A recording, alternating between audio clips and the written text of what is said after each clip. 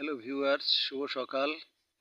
আমরা আজকে দেখব যে আমরা যে বাদাম খাই, বিশেষ করে ভ্রমণের সময় বা বিভিন্ন জায়গায় যখন যাই, তখন বাদাম আমাদের সময় কাটানোর একটা উত্তম মাধ্যম।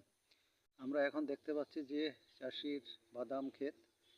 এখানে বাদাম সাধারণত বালি প্রধান এলাকায় হয়, পঞ্চগড় বালি প্রধান এলাকা, এবং এখানে বেশ কয়েকটি উপজেলা যেমন ডোমার, ডিমলা, এইসব উপজেলাগুলোয় প্রচুর বাদাম হয়। তো বাদাম সাধারণত গাছের গোড়ায় হয়, উপরে গাছ।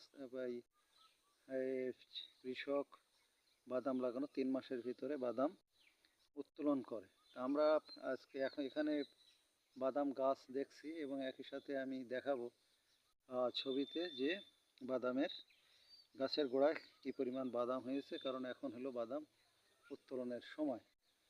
তা আমি এ পর্যন্ত আপনাদের গাছটা দেখালাম, এরপরে আপনাদেরকে দেখাবো যে গাছের গোড়ায় বাদাম আমরা দেখতে পাবো। সকলকে শুভ সকাল।